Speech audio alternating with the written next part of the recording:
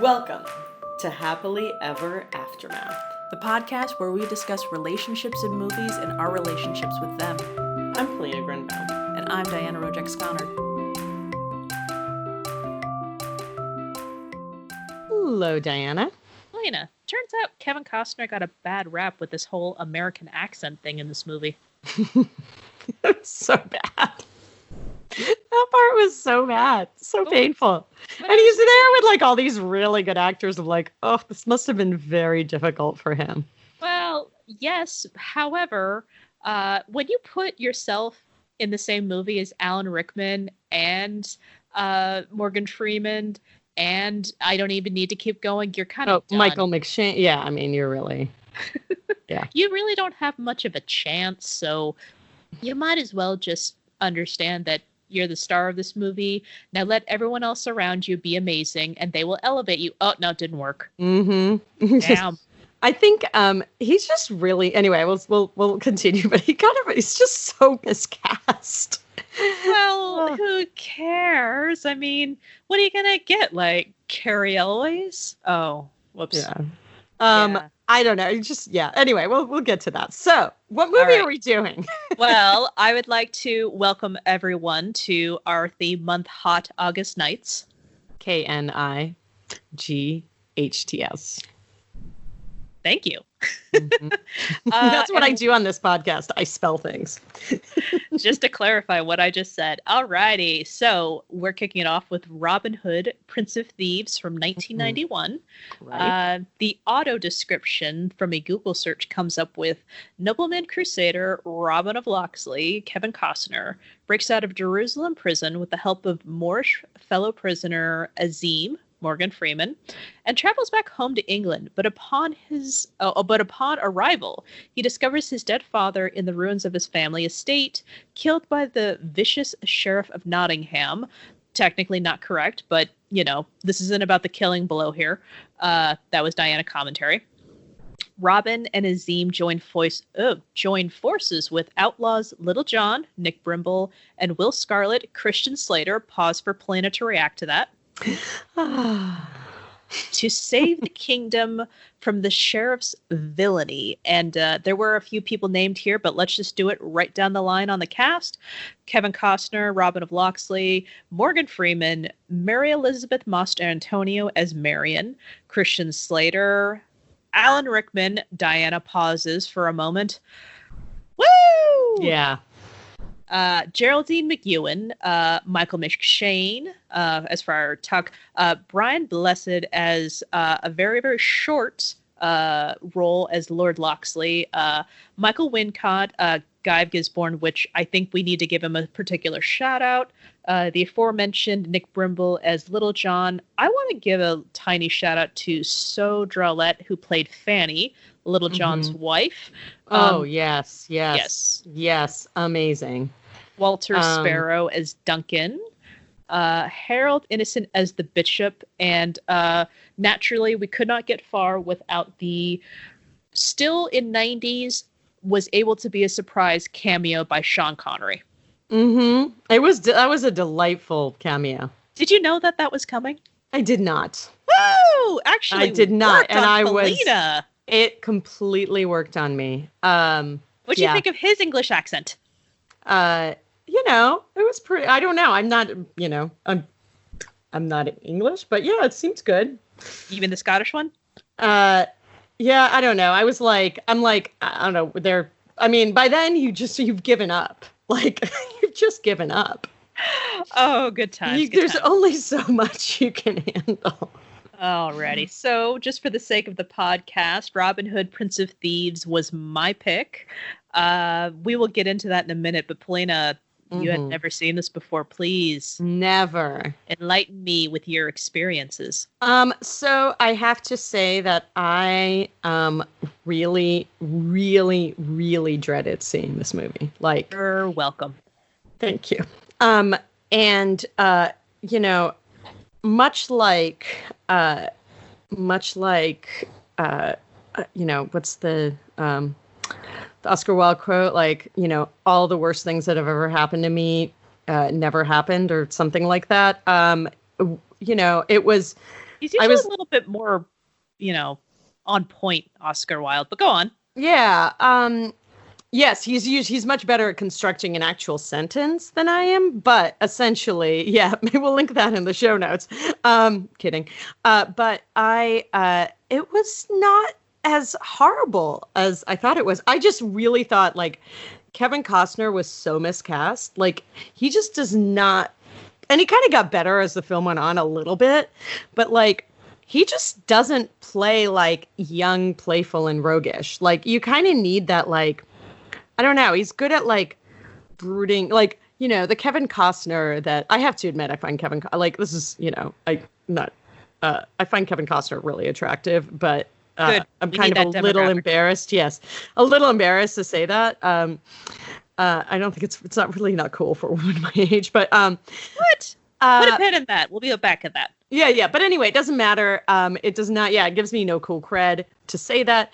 But, like, I don't know. I kind of like dark brooding sports Kevin Costner, I think, better. I'm not, like, a huge Kevin Costner fan. I do not seek him out. See earlier episode Bull Durham. Go on. Yeah, I was gonna say, so Bull Durham, even, like, what's For the Love of the Game, all that. I can handle that. But not like those are great movies. But anyway, I just, like, Alan Rickman is amazing. Morgan Freeman is great. Like, I mean, it's kind of a ridiculous movie. But I think I enjoyed it more than I thought I would. And, I don't know, yesterday was sort of I sort of watched it had a kind of some bad news yesterday, and I was like, this is the last thing I want to do. But actually, when I kind of settled in and was like, here I am, it was like, it wasn't annoying. And it was sort of fun. It moves relatively quickly for a 2.5-hour movie. That was the other thing that I was like, Diana. Okay. And it didn't have too much love story. So I'm like, that's good. That's how I like my Robin Hoods. Well, how much love story do you really need in the tale of Robin Hood? Robin and Marian, we know what's up. Yeah. But yeah, it was fun. Woo! Not like crazy fun, but like fun. Well, okay. So again, this was my pick.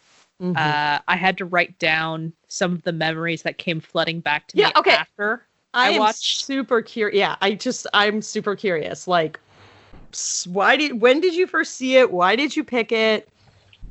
What was it? Well, first of all, Polina, I just pick a theme month and work backward. That is true. Thank you.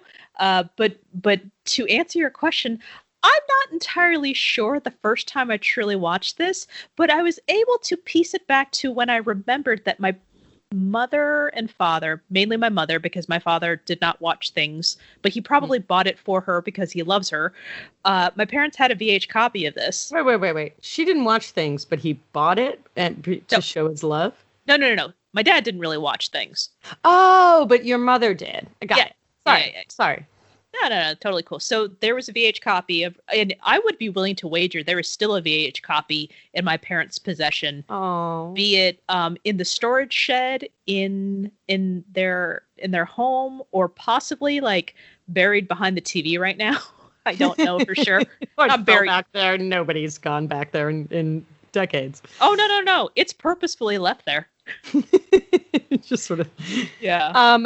So your father, so what is it about? So because you were like 8 when this came out, right? I was. Or 8-ish? 8-ish when this came out. So one of the stories I have from my traumatic childhood is that when I was a little girl, I was taken to the movies with my aunt and uncle, and my cousins got to go see Home Alone, and I was forced to go watch Dances with Wolves with them.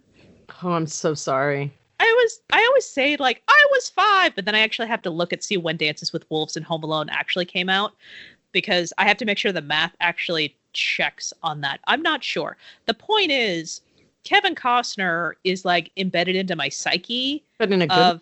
No. It actually, I don't even know if I watched the movie, because apparently, according to my aunt, when she, deposited me back to my parents, all I said was, "Is it done yet?" So you were, so in theory, so it was 1990. When Dances with Wolves came out? Or are we talking about? Well, came out in 1990. Okay. So I was older. Still traumatizing, from what I hear. I just want to be clear. I'm not a Kevin, like, I find him attractive, but I do not seek him out. And Dances with Wolves, I have never seen for Holy this crap. reason. That movie's 3 hours and 56 minutes? That's why you were so traumatized. Because it wasn't over every time I asked if it was over yet. Yeah. They probably watched Home Alone like 4 times. I mean, I'm sorry, Home Alone is the superior movie here. That's obvious, right? I think that the Academy would beg to differ, but I think history doesn't. Well, you've seen both, and so what do you think? I don't know. I don't think I watched Dances with Wolves. Good point. I have seen clips of Dancing with Wolves, and I did see, you know what? I just realized that I lied. Because you know that thing that you do when you're a teenager where you go to one movie and then movie hopping, you movie hop. I think I movie hopped in Dances with Wolves. I know I did, actually. So you danced it in theater? Yeah.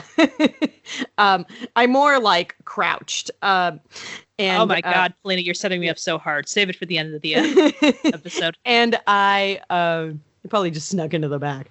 And because I was a teenager, I didn't care. But so I only really saw some of it, and it was terrible. It was not good. So I think I only saw Home Alone a few years ago, which is also kind of embarrassing, but okay. And I really enjoyed it. Okay. So the point is, Kevin Costner. So you were traumatized by Kevin Costner. Kevin Costner. Well, I was traumatized by my aunt and uncle, but Kevin Costner was the tool that they used. I'm sure they're nice enough people, but they are clearly monsters. But here's something that's kind of important. I am very much a lover of movie scores, and when movies affect me well enough, the music gets embedded into me. Mm-hmm. And as the Morgan Creek music sting came in, I was like, oh my God, I haven't heard this in so long. That's amazing. So I wrote down, researched the soundtrack. Mm-hmm. And the music kept going. I'm like, wait a minute. This is the Morgan theme title track. So why is this being used? And so eventually Morgan theme. Morgan Creek is the production company. Oh, yes. That's why it's familiar. Yeah, exactly. But the thing is, I was right. They do use that music from Robin Hood, the soundtrack, as the clip they use for when they do the Morgan Creek title card now.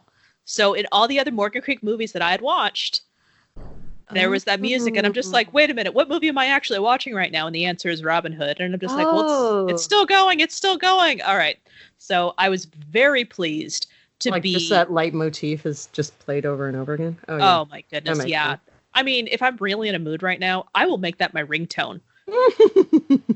But not the Bryan Adams song, but the cinematic score. The cinematic score.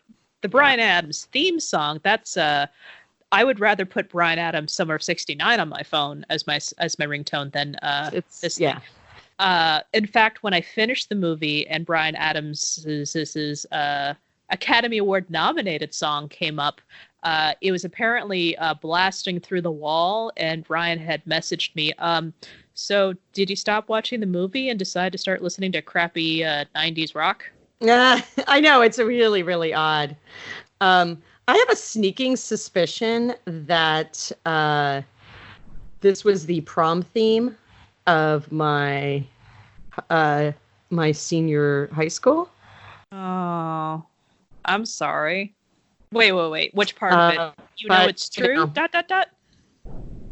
No, like I guess in proms they always had like the song, the one song that was like that was it.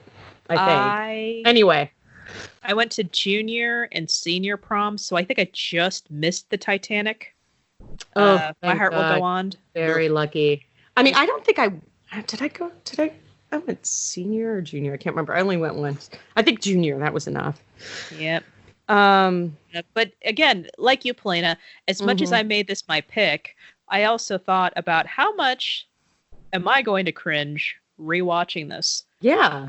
And this is what Diana experienced as she rewatched this movie. Okay. Ready. Holy crap, this is the kind of shit that I would eat up before Lord of the Rings came out.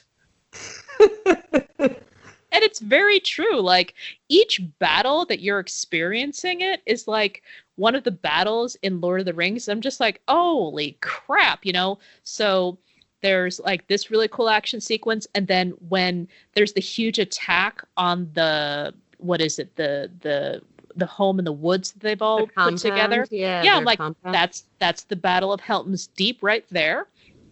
And then when they stormed the castle, that's when they're trying to do the one last battle in order to, you know, for Frodo. That's Return of the King right there. So yeah. And then, like, you remember at the end of this movie where there was like 12 endings because Bryan Adams just keeps going on and on and on. Maybe it just felt like 12 endings. I don't know for sure.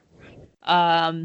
I just like turned it off when wait, do you mean like after the credits roll? Oh, honey, the joke's not funny anymore because you didn't stay for the credits. There's nothing. So, you know, you have to sit through all of Bryan Adams' song because your husband is already irritated and you can't pause it now. Yeah. No, you're right. I mean, why would you blow a good opportunity to have irritated your husband? That's ridiculous. I fully concur. I've honestly, I just couldn't. Okay. Now, here's an important question for you. Mm-hmm. How much did you enjoy the montage? Wait, which montage? Teaching the farmers. Oh, the teaching of. Oh my God, so much. Are you kidding?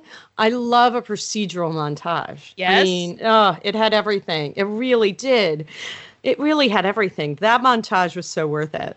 Yeah. And what's great is that you even had the one-liner. He did the, you know, the rousing speech where Will Scarlett's just like, you know, what are you going to do? Okay. I will admit wholeheartedly, I was not buying it with the whole like, hey, we need to fight back. Oh, you going to join us? No, I'm going to lead you. And I'm like, you know what? I'm going to have to go with Will Scarlett on this one, rich boy. Yeah, I agree. Like, I guess he had a reputation, but I don't know. Yeah, that was a little crazy. But I felt like that was a bit much. A little like... and also, why wait till the end of the movie to talk about the whole sibling thing? Because it's dramatic, Polina. I know. Because we need consequences beyond his love being, you know, forced to marry the Sheriff of Nottingham. Now we have to throw in a brother as well. Well, it makes sense, too, because then later on it makes the final... that final battle, like larger battle, like does make it much more interesting because it's like, you know, you'd be like, it's okay, just blow it up, you know, like we'll lose him. We're losing one man versus like thousands and not like, but wow, way to give up Christian Slater so quickly, Polina. I know. Well, you know, I'm fickle. Was it the hair? I'm sorry, Chris. Oh, the hair was so good. Really good. I did love how you said fuck at one point, though, I think.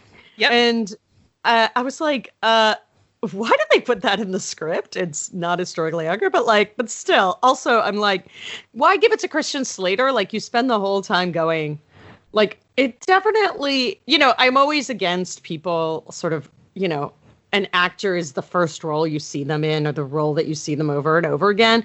But he really does feel like he's visiting from a late 80s, early 90s. I guess it is an early 90s movie, but you know what I mean. It just felt a little bit like that. Like, I don't know if that idea was planted in my head or something, but yeah, I was like, this breaks my rules on that. Well, to answer that particular thing, I do not believe it was in the script. I think they did a number of shots, but that was the strategically placed to get the PG-13 fuck. Oh, yeah. I just think they should have done it somewhere else. Well, I mean, Friar Tuck would have been great. And you know, and also, but yeah, like the fuck is a 16th, you know, really, you know, is 16th century, but that is correct. that is correct. But also, it's written. I choose to believe everything that's in IMDb trivia that they decided to leave it in there because they liked it. I mean, I'm for it. I don't think it matters. Like, I'm sort of joking about historical accuracy, but because it's not really what this film is about. But yeah, I did enjoy the montage. I enjoyed. Yeah, there's just like a lot of really fun things. There's also a lot of like horrible torture, which I didn't love. They went fast and hard into that torture. They did. Yeah. So, but yeah. So when so you saw this. So this movie was around your house, and you don't even remember when you saw it. You probably saw bits and pieces. So when do you feel like it went from a movie that you watched with your dad or watched with your family to only child there? I'm like, there's no other option. You would either be with your mom or your dad, but of course, but with your family, or like to a movie that you maybe like. Was it ever a movie that you watched over and over again? Probably. Or like watched by yourself, like with your own. If I had to take a guess, it was probably after I got my own TV VCR combo in my room. So approximately 13-year-old Diana. And this is like a movie I had at my access. So it's like, woo, we're watching Robin Hood again. Woo. So, wow. Yeah. I mean, it's very possible that I graduated from my clamshell copy of Robin Hood, the Disney version of it, into Robin Hood, Prince of Thieves. It's just like, hey, I'm an adult. I doubt it highly, but I just remember I ceremoniously gave that movie to my cousin. And then, yeah. I don't know. It's probably worth a lot of money now. Those clamshells, they're so nostalgic. They are. Well, but like, okay, so are there any other reactions that you had to rewatching this movie? Is there anything that you were like, that you didn't notice before? I mean, this was one of those movies where I'm pretty sure I was just watching the parts that I enjoyed, but because the romance was so minimal, I was watching a lot of this, but also probably this was just on in the background because the music is pretty good, not the Bryan Adams stuff. Yeah, but the actual like the score. Yeah, I mean, again, what don't you love about a let's build our new home and also learn how to fight and defend it montage?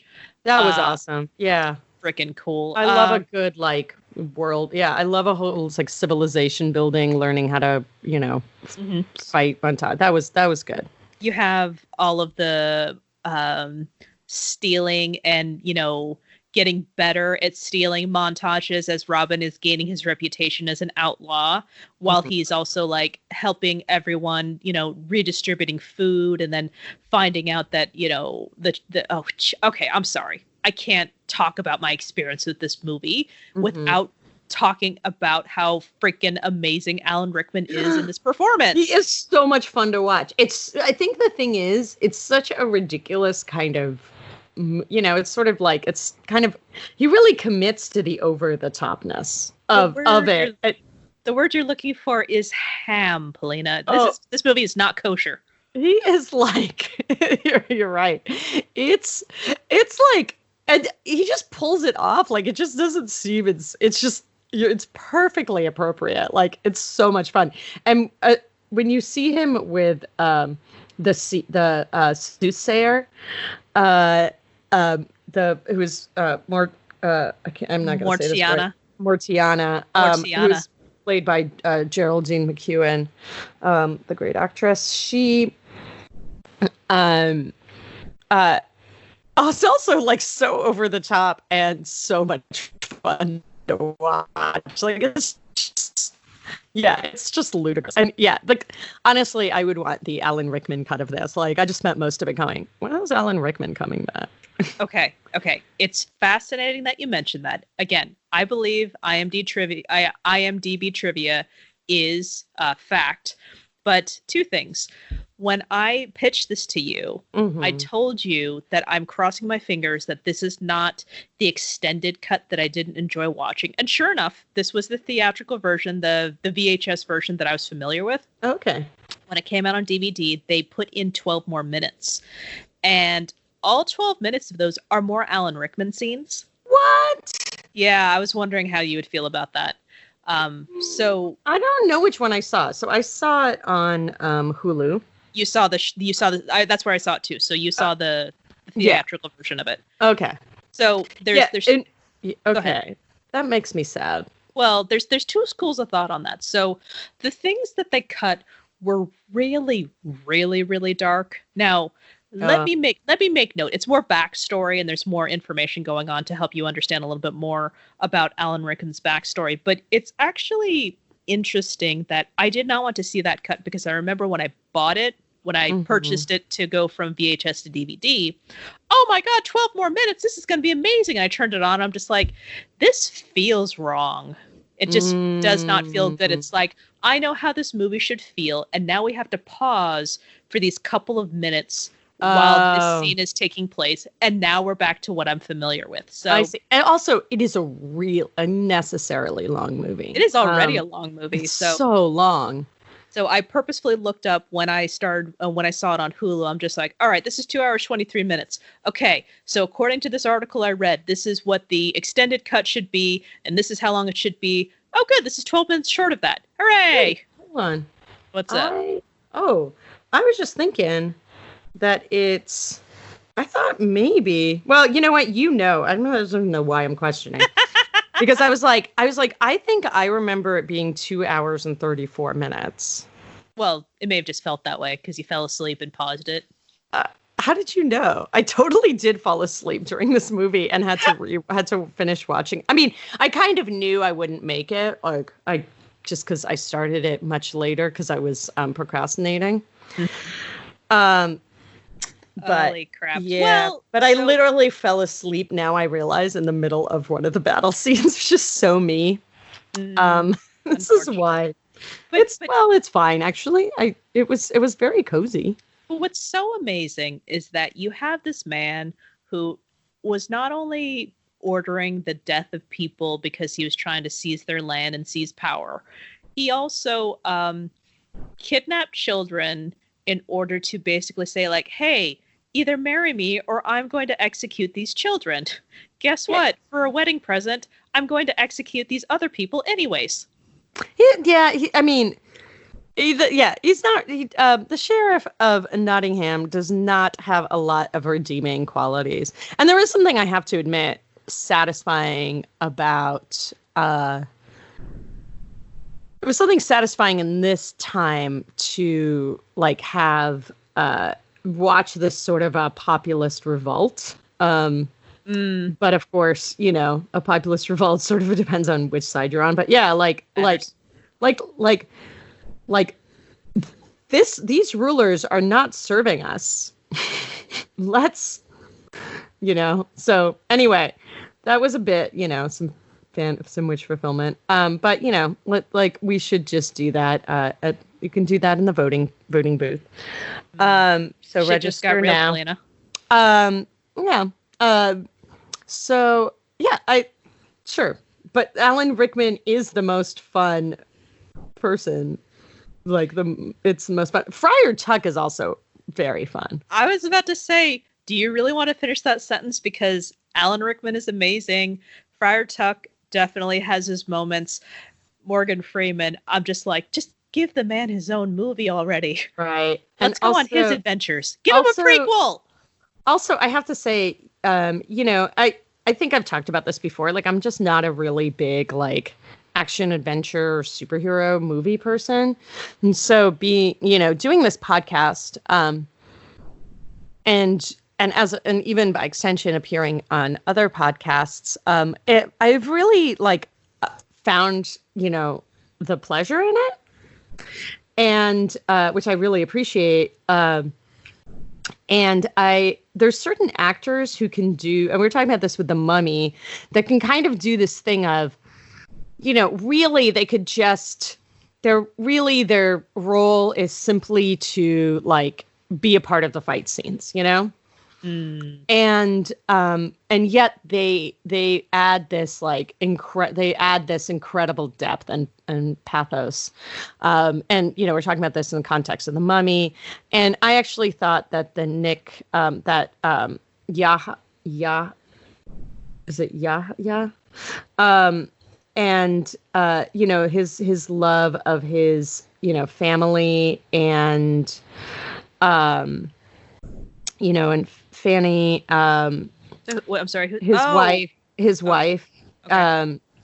is like, I thought that was really, unless I might be getting it wrong, but the people wrong, but it just was like that. There was this really, you know, he basically, you know, you like at one point he's watching his baby is born. And it's so like delightful, like the way he sort of takes the baby and like announces it to the world and how proud he is and the love that he has for his wife. And there's this horrible scene in this battle, which usually just bores me to tears. And a lot of them did, I have to admit, but like that one did not, when basically there was, you know, the Sheriff of Nottingham's men are like you know, at first they're being defeated and then they're genius. They basically bring fire and they start this like onslaught. And at one point you know, they're all living in these tree houses. And at one point, you know, the couple is separated and she's holding the baby and they're just trying to get to it. They're trying to like, they're like, no, you like, no, you go. And they're trying to like save each other, but then telling the other person like save yourself. And it was a very few moments, but I found it incredibly, you know, like just moving. You're already being, you know, manipulated by this battle of, you know, this village Right. being burned down in the first place. It's like, geez, now you got to throw in Little John and Fanny and their new baby. Little John, yeah. Sorry, Yeah. I just have the thing in front of me, and it's wrong. But yeah, like exactly, like, oh my God, and she's holding the baby, and like her son is going to be executed. Like it's just all like it's so, but it's just their relationship is really lovely. So would they be the beta couple? They're the beta couple. Definitely. Oh, I love them. Anyway, but I think so much of that, you know, it's like there's not a lot to it. And so it does make you real, like that's when you're like, yeah, Kevin Costner's miscast. Because, you know, it's like I felt so much more watching those two in those very few scenes than I felt between Lady Miriam and Robin. But, you know, that's not fair. First of all, you got a new relationship versus an established relationship of hardship. You know, so you've got... And they don't even get to be together that often. I mean, Lady Miriam and Robin Hood. Like, you've got people who are, like, fighting together and living together. And, yeah, you're right. I'm not fair. But you know what's kind of amazing is that, you know, Marion's scenes, she actually does really good for herself. She could have fled to England. She could have fled to London with her mother after, you know, so Robin swears an oath that he'll take care of Marion to her, you know, her brother. And he comes back to see her. And when he tells her, you know, I've sworn an oath, she's like, we're doing just fine, thanks. And she, you know, also understands that she needs to protect the people who, you know, she has in her care. Right. I'm assuming that's how landowners work back then. I mean, that's like the whole feudal bargain, right? Like basically, you know, you protect the people around. You protect the people, you know, within your, I forgot the word, but essentially like of your property, right? You protect them in exchange for, you know, land and some of their, you know, crops and other things. So they're like the mafia? I think it's like supposed to be a little more equal, but yeah, I mean, you're like, look at the Sheriff of Nottingham. But yeah, I think like, so yes, her people, like the people that she supposed to, I think more like she's, you know, she's like, it's a little more of a direct deal, right? Because you need an army and that, like, they're not the ones, like with the mafia, they're like, well, you're really paying to protect, you're also paying to protect us, to protect yourself from us. Yeah, that's what I was going with that. Okay. Yeah. Because I'm just imagining Marion, you know, that's some also awful nice crops you got going on here on my land. So, no, nothing? Okay. Well, there's like a percentage, I would assume. But anyway. Okay, so yeah, I think, anyway, yeah. So that was kind of crazy. Wow. So she kind of has to stay. I mean, it's her. She actually doesn't. She chose to, and I think that was a really good character choice. Right. But back to when Robin was there, and what's kind of great is that there's this moment where you have Marion saying, "You've come to protect me.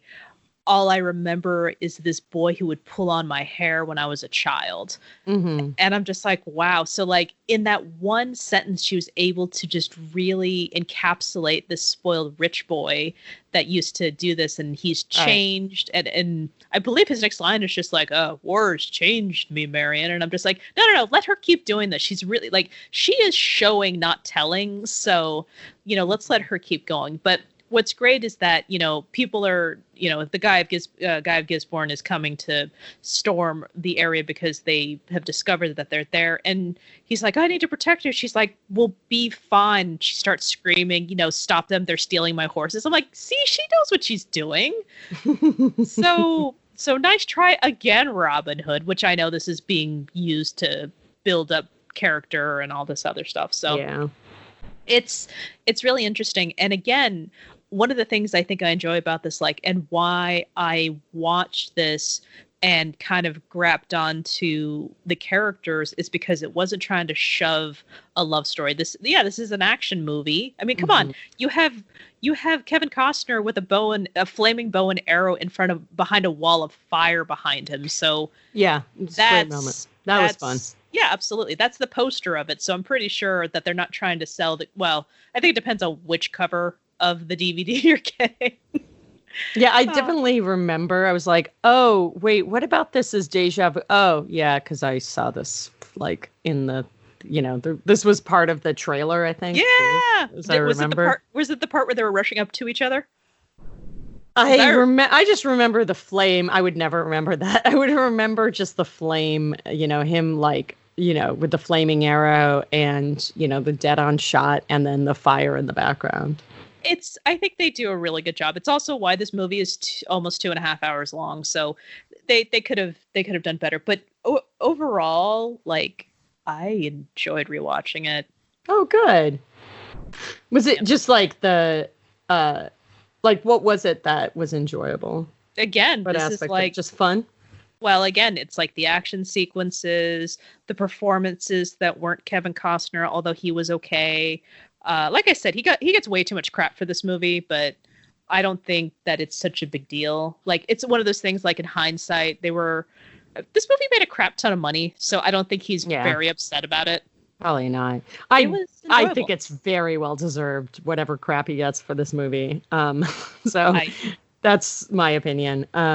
I also had to purposefully not watch Robin Hood Men of Tights right after this because it would have affected my podcast. I know. It's sort of like, yeah, I was thinking about that. I'm like, I wish I was like, I wish that's what I really wanted to watch last night. But yeah, no, I think I can see that it's like an enjoyable movie. And I think you were like saying that you were worried and you were going to cringe, and like you were worried it was going to be more cringy than it was. But yeah.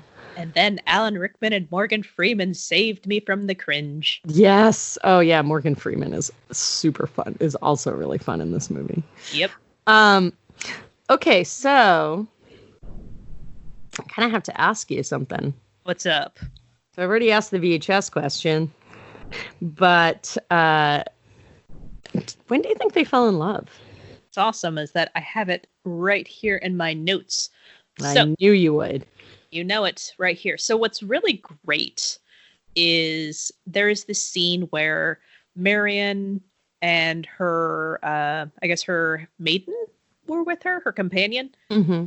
And they're about to be robbed because they're in the forest, but they're just like, are you kidding me? And they're able to like, basically like, all right, you're with Robin Hood, take me to him, because they're able to basically outsmart them. Mm-hmm. And when she's led to them, there's this whole like, I guess, eye candy for the ladies who were forced to watch this movie, where you got him swimming naked in the stream and he's taking the bath. Right. Yeah, that was, I'm not going to complain. I mean, I don't want to burst your bubble here, but that was a double, but okay. I mean, I'm not going to see Kevin Costner naked in real life, so if that's what he looks like, I'm fine with that. And do you know the name of this body double that I could, I don't know, look up? I am not IMDb. I am DRS. So, oh, well. You have Google over there. Yeah. So she goes to the camp for the first time, and when he leads her there and she sees everything that happened, you know, with the village and everything, and she turns to him and goes, "You've been busy." That was, I think that was it, because she saw him before.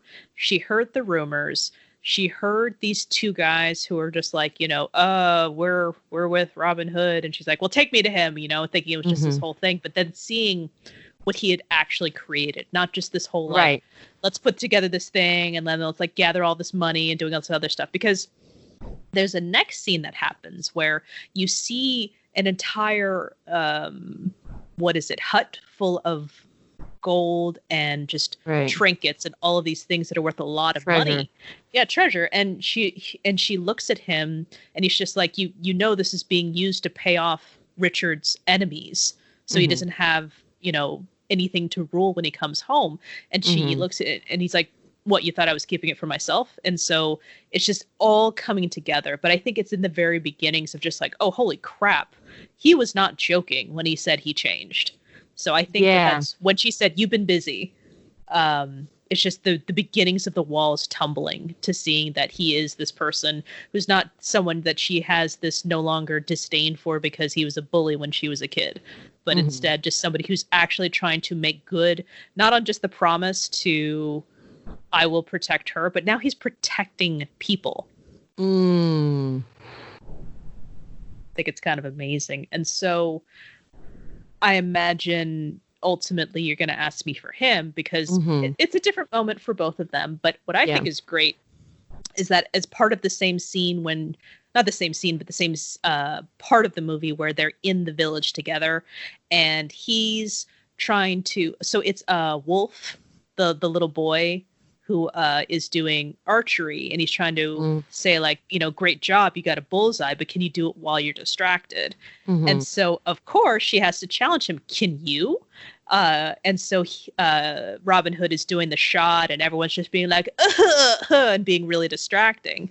So when she manages to blow in his ear to distract him and make him miss his shot, he smiles at her, because she starts laughing and goes, well done, when he totally blows it. And that smile at her, that's it. That was his moment. Oh, wow. So I'm going to say that for her, I think it's around that time. I agree. So that night after she sees him, you know, and she's like, wow, you've really changed. So I actually think that she's like when she stumbles onto him naked, like taking a shower, I do think that there's like, whoa, like I was not prepared to feel this way kind of thing. Like she just cannot, literally like forgets herself. And it could be that, you know, this is not a time where you saw a lot of naked men, but I don't think that's actually true. So I feel like there was that. But I think there's when, you know, he sort of opens up to her about his father, and the regrets that he has over, and, you know, I think it builds. And I think like there's something about that moment I think that for him, it's earlier. I think there is kind of a like love at first sight thing, and I think a lot of that is my theory is that he basically has been, there at the beginning of the movie when he comes back to England from the Crusades. He's on this boat and he just gets out of the boat and just like, he like, so it's like the White Cliffs of Dover and, very like this iconic site. And, so, it's England, despite his accent, because that you wouldn't be able to tell from that. And you're like, you see it and you're like, and he kisses the earth. And so I have this kind of theory that basically he knows he has to return to sort of take care, to protect her. And I have a feeling that he's basically been telling him, it's a pretty boring journey, I can imagine, and long. And I think he's been spinning this out a little bit in his head. And when he sees her, because at first he's sort of unhappy, but when he sees her for the first time, she's actually trying to defend her maid, or her sort of caretaker, her companion or nanny or Sarah, and basically, she's in armor.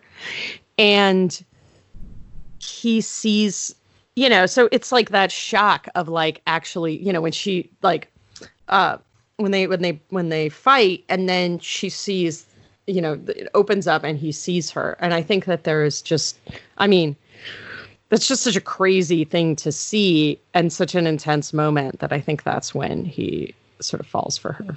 Wow. Yeah. I had to double check when he said the whole love at first sight thing because I'm like, you do remember that wasn't actually her. No. Yeah, I was actually going to say, I mean, like as an adult, like a sort of as an adult. Yeah, because the whole thing is that they were a child. They, grew up near each other. They were both of noble birth. So I'm sure they, obviously they interacted, but yeah, just like, it's a little bit of a misnomer, but you know what I mean? Sure. Just sort of that moment of like, whoa, seeing her. And it may be that he had a crush on her earlier, when they were little, which is why he like pulled on her pigtails. Just saying. It's a classic. Yeah, that's what I think. Wow. So, yeah. Dang. Mm-hmm. Oh, man. So, what do you think? What do you think is going to happen to these two crazy kids? See, this is what's kind of difficult, though, because I don't remember, and by remember, I mean, what is the history of this whole thing? I kept reading about, King Richard, and apparently, like, the whole thing with Sean Connery and his accent, Mm-hmm. The whole thing with like, well, let's give it a pass because like technically the English accents you hearing are modern, so therefore that's not what they would sound like anyways. Also, no one's got everyone's got a different accent in this movie anyway, right. So it's like, who cares? Right. And also like Richard technically spoke French, so right. Like him speaking English is its own thing anyway. So I'm just like, well, wait a minute. If I need to be worried about like historical accuracy, I don't think you do, because Robin Hood is an amalgam anyway. It's a creature. I mean, Robin Hood is, there's several people he could possibly be. The whole Maid Marian thing, even having him have this like merry band of people doesn't come in until much later. Oh, yeah. So I think like, that's why I'm like, why do I care about the word fuck? Like the whole idea of, folk tales is they are for the time, right? They serve the need of the time. Okay. So if that's the case, then will there not be like another attempt at the Crusades? Weren't there like multiple times where Richard would just kind of leave and come and leave and, hey, let's take Jerusalem again? Yeah, God, okay, here's the thing. I started studying medieval history in college. Oh, okay, good. And I gave up super fast because I could not keep track. And I sort of feel like I want to bring Sean in to answer these questions because I sometimes I get into stupid arguments with people, even though I know I'm probably wrong. And it's usually around this period of history and Sean. But it's hard to know. Is this the last crusade? Is it? I mean, they were, there were That's a different multiples. Sean Connery movie, Right. Lena. Exactly. So, and I don't really know where where Zardos falls into the whole thing. So I don't want that outfit in this movie. no, oh my God, no. They'd be very cold. So I don't know. Yeah, but I say, sure, it's early in the Crusades. Oh, Lordy. Okay, so that was blasphemous. Sorry, King Richard. Should Anyways, should we request we'll just have Sean give a little primer, but no, that's no, okay. that's not what this movie's about. It's not what this movie's about, and that's not fair to Sean. Anyways, fine. Let's not worry about any type of historical accuracy. For the first time ever in our podcast, let's not worry about it. Yeah, exactly. And you know what? We'll see how we do. I think just for the strict situation of Robin and Marion, you have nobility, so you sure as hell better understand that they are going to need some heirs. So they're going to have 4 kids. They're going to have 4 kids. That's not they do. Huh? That's fairly small. For Yeah, it's fair. Time without birth control. Okay, but at the same time, Fanny. Yeah, considering how many kids that Fanny had. Because Fanny had 8, remember? Yes, I do remember. Because she pointed that out. She definitely did. And the thing is, you only knew about 2 of them, so. I know. I was wondering, yeah, which is another reason, I guess, to have more than 4. Yeah. No, I'm only going to. Sorry, I should see. How long did I last with the lack of With the historical accuracy? Okay, I'm sorry. I'm sorry. Please start over and just ignore me. 4 kids. Yes, And you had 4 kids. I think that's great. Awesome. Okay, yeah. And I also said 4 because I'm just like, God, that's a lot of kids. Anyways, I mean, right now, yes. yes, as the youngest of 4, absolutely. Right. Okay, so 4 kids. They definitely got their heir and their spare, and they actually have a full set of tires in their children. I love all these. I knew about heir and spare, but not the full set of tires. Is that an actual phrase? No, I just came up with that. That's great. It's so good. Thank you. Okay, so he's going to teach them archery. You know that, right? Yes. Okay, good. Okay, yes. And what's kind of nice, though, is that she's nobility as well, but having to deal with what she did, she's a little bit more connected to her people. So they're going to stay where they are. They're going to rebuild Locksley Manor to more prominence. I think that there's enough of a connection between the 2 of them. And these were very difficult circumstances. He is clearly going to be in favor with her family. And also being a friend of the family, I see a lot to be there for something kind of stable. I've also not seen the Sean Connery, Robin and Marion movie that takes place with Robin Hood and Maid Marian as an older couple. Oh, I have not either. But I'm not going to. I don't even know why I brought that up because I can't use that as a note. But no, you cannot. But because I can't use it as a point of reference because I don't know what actually happens. But I see there being some kind of future adventures. They're definitely going to keep an eye on all the people because that was a devastating loss that they had to deal with. So they have to spend years rebuilding trust and a community.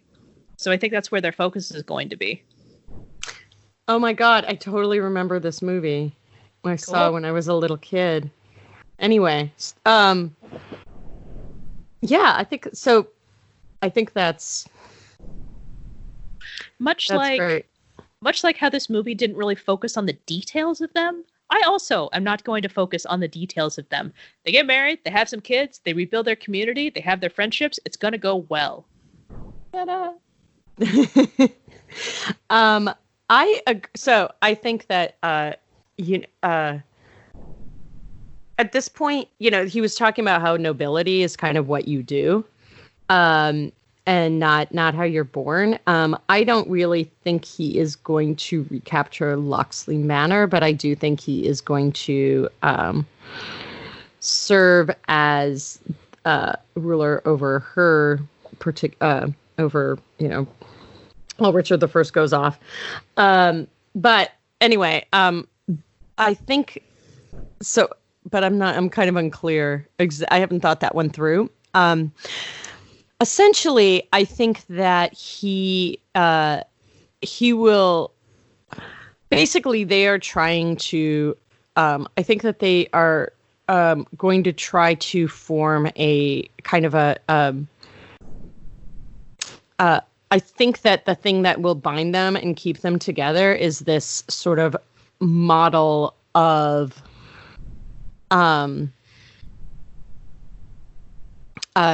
trying to basically have a fiefdom, and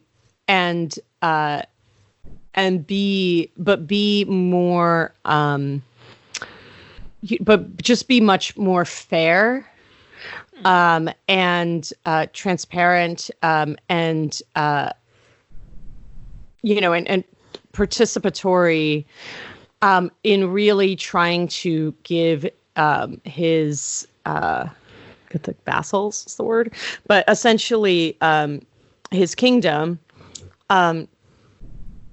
to really try to improve the lives of the people in it, and to not use fear as a ruling tactic, but to basically just sort of a governing model that is that basically feels a lot of responsibility to them. So I think that I think they will have a lot more children than that, but I think is she going to put Fanny to shame? No. Okay. But I think that he obviously, I agree, he's going to teach, everyone's going to learn, archery. And I think that's one of the successes of their kingdom. And again, I'm dropping all historical accuracy, obviously, but kind of my fantasy is that it's also a place where kind of women are also maybe in some small way, also learn how to defend themselves. And I think that's why, he's basically figured out okay, to have an army that defends. I think they're definitely going to be less focused on trying to expand their kingdom and more about how to use the resources within to sort of, better everyone's lives. That's kind of the dream, right? The rich can have a little less so that the extremely poor can actually be comfortable. But, obviously they'll have a lot more than just a little bit less. But I think that he's a beloved ruler. I think that he's going to die first. And she will continue to rule. And then, they'll always, they'll kind of be, they'll be beloved.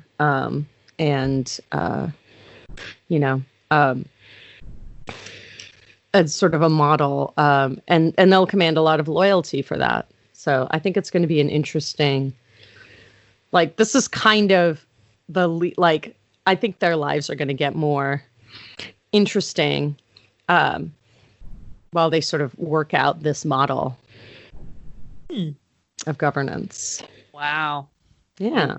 Really, really made this about governance.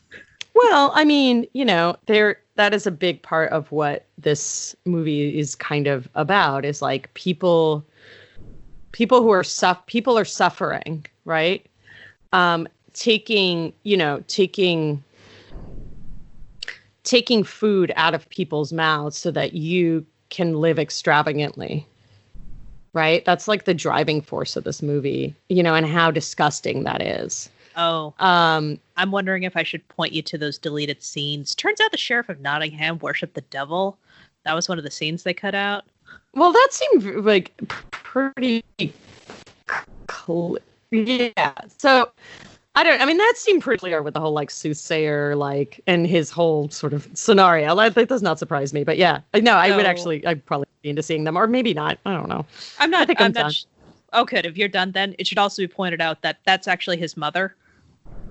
Oh. Yeah, it's kind wow. It's kind of interesting. Apparently, in the backstory, she killed who should have been Nottingham's son and replaced her son with him just to get him up the line, and she's working to get him up the chain of power. Ooh. Yep. That's why that's what drew me to this time period, like when I was studying too. It's like it's so mad. Like that kind of shit actually was happening constantly. It's fantastic. Ugh. Just like The Omen. Yeah, it's super fun to watch. I mean, that was why it was fun.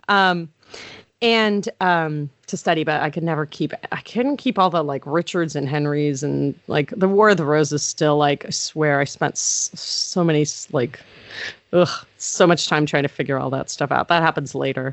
But not the Michael Douglas movie? No, not the Michael Douglas movie. But yeah, it's and all of like the whole thing with the, you know, the like the priests and politics and anyway, it's so great. Wow. I think I would. That makes sense. Oh, now I kind of do want to see them. It might actually, especially because if they have both of them in it, I just want to watch the two of them together again. That was fantastic. All right. Now before we close it up, let's remind the audience of that great scene where Robin Hood once again gets away with things. He comes into her chamber. He starts throwing things around, and he picks up the knife and just starts stabbing things over and over and over again. And she just very deadpans, "Something vexes thee." The other really weird thing about the script is it kind of like it just couldn't quite find it, like the idiom it wanted to kind of use, but it's okay. I'll explain more trivia offline because I could go on for hours about this. I don't know. Oh man. There's only so much, I think, Robin Hood, Prince of Thieves trivia I can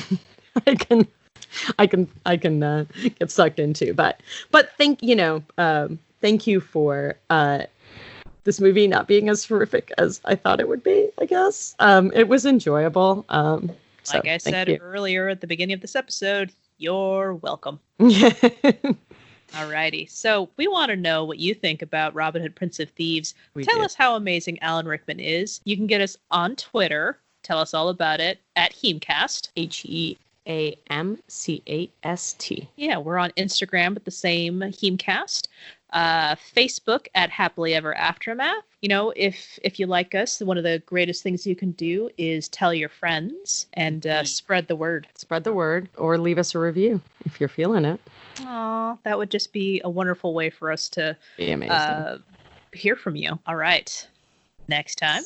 Yeah, so we continue Hot August Nights. And since you got me in the mood for, you know, some fight scenes, I was thinking maybe we do Crouching Tiger, Hidden Dragon.